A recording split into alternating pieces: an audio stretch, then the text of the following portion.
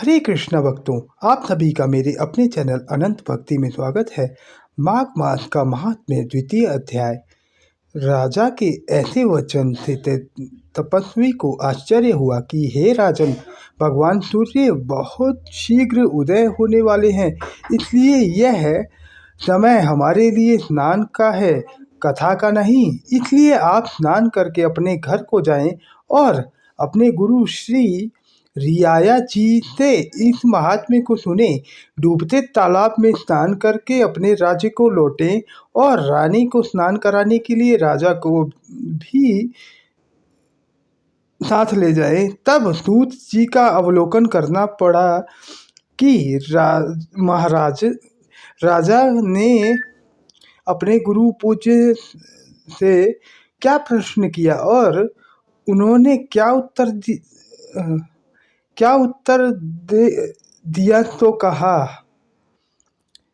उन्होंने कहा कि व्यास जी दर्शन लगे। हे सूत जी, राजा दिलीप ने रात को सुख से सोकर प्रात समय ही अपने गुरु के पास उनके चरण को छूकर प्रणाम करके स्वामी के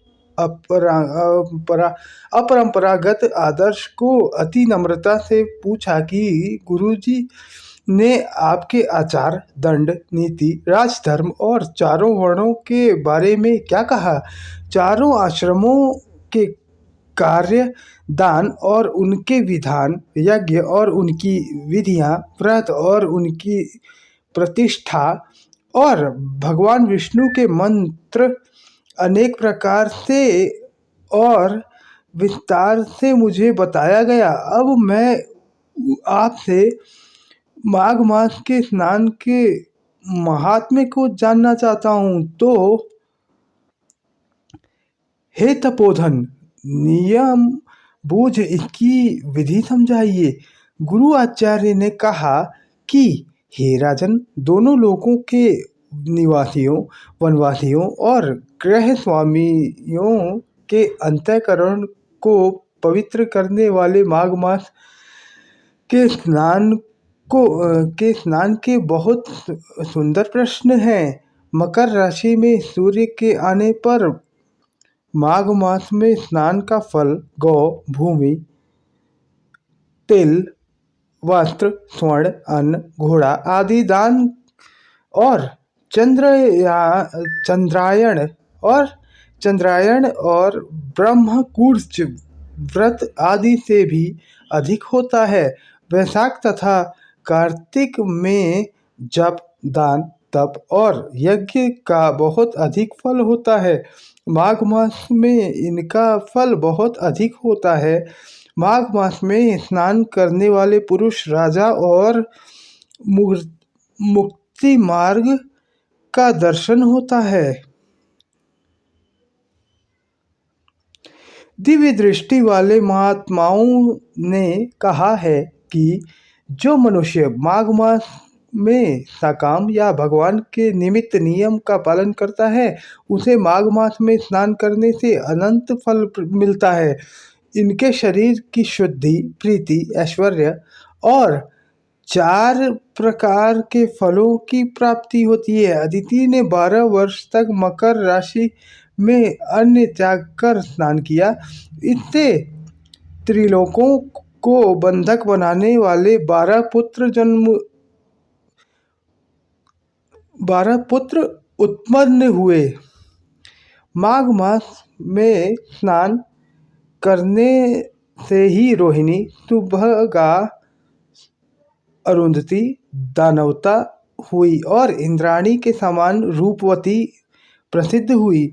जो माघ मास में स्नान करते हैं और देवताओं की पूजा करते हैं, उनमें सुंदर स्थान, हाथी और घोड़े की सवारी और दान को द्रव्य प्राप्त होता है। आश्चर्य से उनका घर भरा रहता है और उनके घर में सदा वेद ध्वनि बनी रहती है। वह मनुष्य धन्य है जो माघ मास में स्नान करता है, दान देता है और व्रत करता है और व्रत का पालन करता है। और जो मनुष्य माघ मास में स्नान करता है, दान देता है और व्रत रखता है, स्नान में वह कभी भी स्वर्ग से प्रवेश नहीं करती है। स्नान में वह कभी भी स्वर्ग से प्रवेश नहीं करती है। इसका निषेध कोई नियम, तप, दान, पवित्र और पाप नहीं है। भृगु जी ने मणि पर्वत विद्यापीठों को यह समझाया था। तब राजा ने कहा कि ब्राह्मण भृगु ऋषि ने कब मणि पर्वत पर विद्याधरों को उपदेश दिया था, तो बताओ। तब ऋषि जी दर्शन लागे कि राजन, एक बार 12 साल तक बारिश न होने के कारण बारिश होने के कारण दुनिया की सभी उद्विग्नता सभी तरफ फैल गई।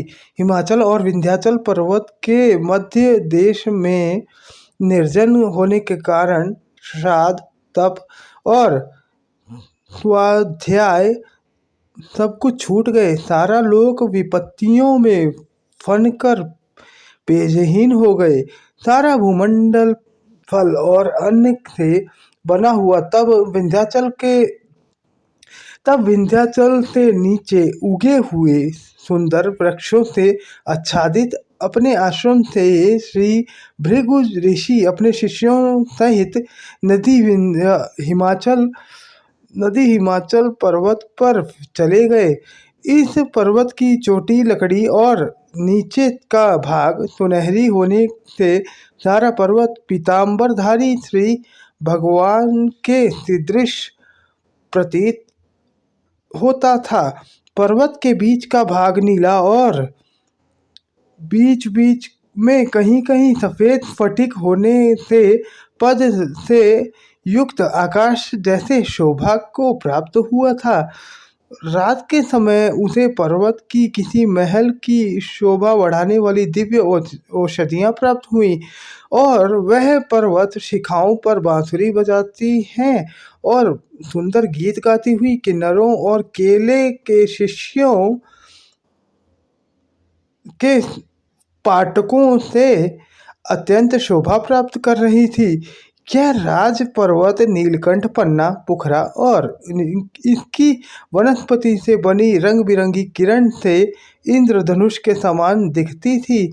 स्वर्ण और सभी किशोरों से और चमकते हुए रत्नों से चारों ओर तस्वीरें उठी थी। अग्नि विस्फोट के समान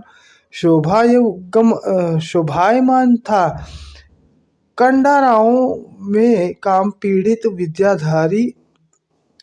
विद्याधरी अपने पुरोहित के साथ ज्ञान करते हैं और गुफाओं में ऐसे ऋषि मुनि की तरह दुनिया के सभी क्लेशों को जीतते हैं। रात दिन ब्रह्म का ध्यान करते हैं और कई एक हाथ में रुद्राक्ष की माला लिए हुए शिव की पूजा करते हैं। साजिश में लगे हुए हैं। पहाड़ के नीचे डायनासोर में जंगली हाथी अपने बच्चों के साथ खेल रहे हैं और कस्तूरी रंग वाले रंग बिरंगे मृगों के झुंड इधर उधर भाग रहे हैं। यह पर्वत सदा राजहंस और मोरों से भरा रहता है। इसी कारण इसे हेमकुंड भी कहते हैं। यहाँ पर सदैव देवता, गुह्याक और अप्सरा ही निवास करते हैं।